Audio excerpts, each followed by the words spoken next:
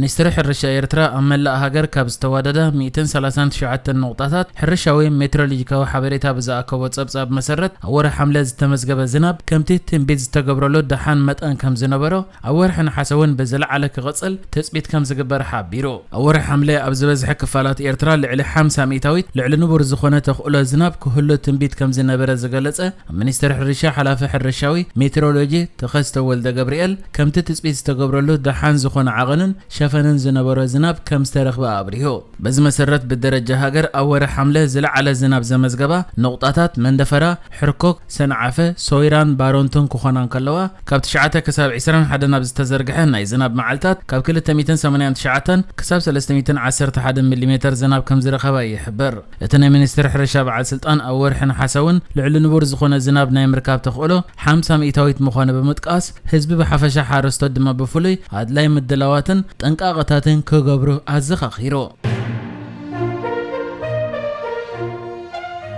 ኣብ ፈረንሳይ ዝካየድ ዘሎ ውድድራት ኦሎምፒክ 2024 ይቕጽል ኣብ ዘለወሉ እዋን ሎሚ ውድድራት 10 ሜትሮ ቅድም ጉያ ደቂ ኣንስትዮ ዝተኻየደ ኮይኑ እታ ንኤርትራ ወኪላ ኣብዚ ውድድር ዝተሳተፈት ራሄል ዳንኤል ሃንደበት ክሳብ ሕጂ ምኽንያቱ ብዘይ ተገልጸ ዘሎ ውድድር ገዲፋ ካብ ሜዳ ክትወፅእ ከም ዝፈተነት ተገሊጹ። ማዕከን ዜና ዘሳን ጸብጺባቶ ከም ዘላ እታ ንኤርትራ ወኪላ ኣብዚ ናይ 10,000 ሜትሮ ውድድር ኦሎምፒክ ዝተሳተፈት ጓል 22 ዓመት ኣትሌት ኤርትራዊት ራሄል ዳንኤል ነቲ ውድድር ንኣስታት 2,000 ሜትሮ ትመርሖ ከም ዝነበረትን ሃንደበት ግና ካብቲ ናይ ውድድር ጽርግያ ወጽያ ውድድር ከም ዘቋረጸት ተገሊጹ። ውድድር መቋረጽያ ምኽንያት ክሳብ ሕጂ ዘይተገልጸ ዘሎ ኮይኑ ብመሰረት ናይታ ማዕከን ጸብጻብ ከዓ ነቲ ቅድድም ብቐጥታ ተመሓላልፎ ዝነበረት ማዕከን ዜና ቢቢሲ ሃንደበት ናብ ካልእ ናይ ደቂ ተባዕትዮ ውድድር ሸፈነ ድሕሪ ምስጋራ ተመሊሳ ናይቲ ናይ ደቂ ኣንስትዮ ውድድር ከተመሓላልፍ ኣብ ዝጀመረትሉ እዋን ራሄል ዳንኤል ናበይ ከም ዝኸደት ነቶም ጋዜጠኛታት ብዘሸገሮም መልክዕ ካብ ውድድር ከም ዝተኣልየት ገሊጻ። ብመሰረት ጸብጻብ ናይ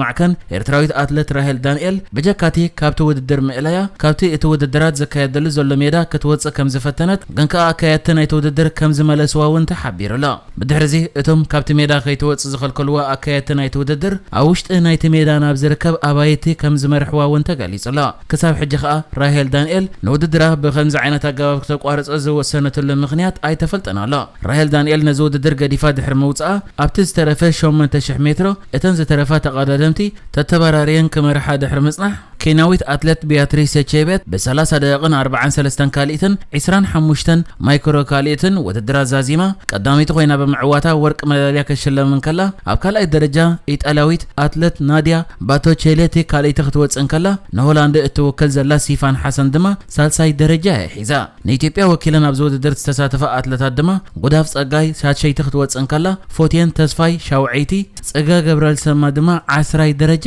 ሒዛ። እታ ኣብ 2014 የኤርትራ ወኪላ ኣብ ናይ ጂኒየር ውድድራት ንምስታፍ ናብ ኣሜሪካ ጌሻ ኣብኡ ዝተረፈት ግን ካብ ኣሜሪካ ውድድራት ቀጺላ ንሃገር ኣሜሪካ ወኪላ ኣብዚ ናይ 10,000 ሜትሮ ዝተሳተፈት ወይኔ ቀላቲ ኣብዚ ናይ ሎሚ ውድድር 8ይ ደረጃ ብምሓዝ ውድድራ ዛዚማላ። እታ ካብዚ ውድድር ሃንደበታዊ ብዝኾነ መልክዕ ዝተኣልየት ንኤርትራ ወኪላ ዝተሳተፈት ኤርትራዊት ኦሎምፒካዊት ኣትሌት ራሄል ዳንኤል ሎሚ ዓመት ንኻልኣይ ተኸታታሊ ግዚኣ ኣብ ኦሎምፒክ ትወዳደር ዘላ ኮይና ኣብ ናይ 2020 ውድድራት ኦሎምፒክ ቶኪዮ ኣብ ናይ 5,000 ሜትሮ ውድድር ጉያ ተሳቲፋ ነይራያ።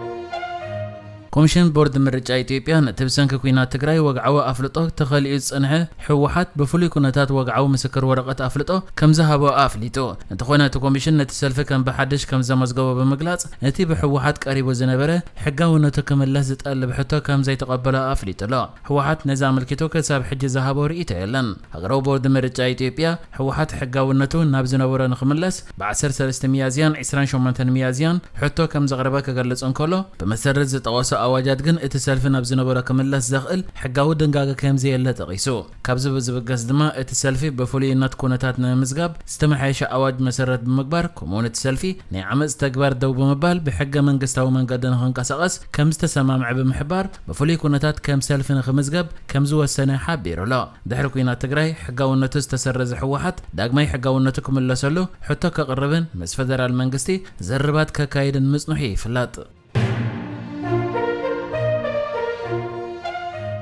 መንገድ አየር ኢትዮጵያ መንገድ አየር ናይጄሪያ ንምዕዳግ ዝነበሮ ናይ ወፍሪ መደብ በፌደራላዊ ቤት ፍርዲ ናይጄሪያ ከም ዝተነጽገ ማዕከና ዜናታ ሃገር ሓቢራን እቲ ቤት ፍርዲ ነቲ መደብ ዝነጸገሉ ምኽንያት መሻርክትን ወነንትን ብርኪ መንገድ አየር ናይጄሪያ ዝኾነ 5 ትካላት ንመሸጣት መንገድ አየር ናብ ኢትዮጵያ በመቋም ድሕሪ ዘቕረበኦ ክስ እዩ እቲ ክስ ሕጋዊ መስርሕ ተኸቲሉን ኣዋርሕ ክቕጽል ድሕሪ ምጽናሕ ፌደራላዊ ቤት ፍርዲ ናይጄሪያ ብ6 ሐምለ ኣብ ከተማ ሌጎስ ኣብ ዝተጋባኣሉ ንመሸጣ መንገድ አየር ናይጄሪያ ናብ ኢትዮጵያ ነጽግዎ መንገድ አየር ኢትዮጵያ ኣብ ናይጄሪያ كم مشطة تكيتاتن كالإنز تأكبه أستات 85 مليون دولار نابكاز نوكا سجاجورو كم زي كأله زلوا خجلت أنيهيو كلتين هجرات بزجبروس سمع مسردجن تقول داي يفتح كم زلوا كنت تتقسه حدا خاب تسمع من قد أير نيجيريا أب تحت من قد أير إثيوبيا كونن زبل من بارتا جاليزو بتمسسالون من قد أير إثيوبيا بيرترا زتوه هلله كلت مليون دولار جنزب كم زلوا تتقيسو زنبر خوينو من قد أير يرترا عبي بركنمونن قد محجين ناي وفر مداب كم زنبر يذكر انت خونه امونغو ኤርትራን ኢትዮጵያን ዛሕቲሉ ብዘሎ ርክባት እቲ መደብ ከም ዝተሰረዘን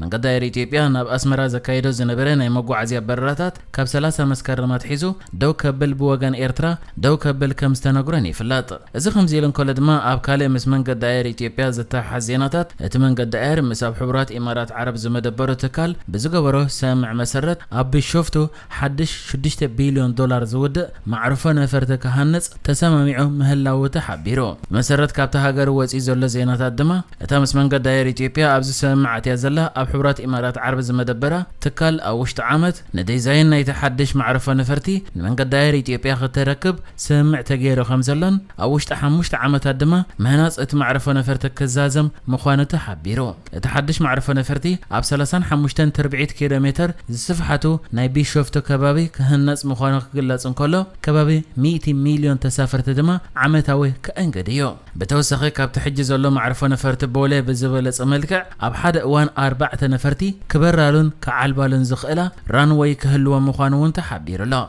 أبزوانا بدي سبب بوله زركب معرفة نفرتي أب عمت 25 مليون تسافرتي زنقد أو حرات منقصات أمريكا زركب بيت فردين إنه يقدم منيستر فاينانس هاجر موزامبيك أو وشت 10 عامات أب تاريخ موزامبيك زغف قوت أبوك لو زسعبه متفق فتس إمكا بزبل قبلنيا خوينو كم زرو خبان إتنا يقدم ناي فاينانس منيستر كأ بمنقدنا أمريكا بانكتات غيرو قبو يقبل منبارو تقالي علا إتنا يقدم منيستر فاينانس بمنقدنا أمريكا بانكتات قبو زقبل زنبرة نهاجرو زوهاب زنبرة لقح نغفرم كم زنبرن إتي زتوهاب لقح جن تتفافيو موزامبيك ناي 3 بليون دولار عدا كتتقرر كم زخالتن اتا هاجر ناصنت كاب توسد مدحر اتا زخاف قطباو قلولاو كغطما زغبره متفق كم زسعبني تحبيرو اذا ناي قدم منيستر فاينانس موزامبيك زخونه مانويل تشانك اب 2018 اب دوب افريقان كلب تحت قيد زاتو خوينو نبانكتات امريكا غوبو كقبل بمتقامو بامريكا تخصيصو يدله بمنبار دما دوب افريقا نامريكا يحلفا يهباتو ابزوان كاب امريكا زركب بيت فردي بمتفق نيا كوين رخيب ولا اتتخصص له زلو قداي دما كساب 10 عامات كاسرو زخل كوينو نخني عامات يخسر ابز غصل قرب اوان كفرد مخانون تحبير لا مانويل تشانغ كاب 2005 جميرو كساب 2015 منيستر فاينانس هاجر موزامبيك ينيرو نحجز تدالو الزيناتات ازينيرو بكالك ساب نرغب سلام نعكم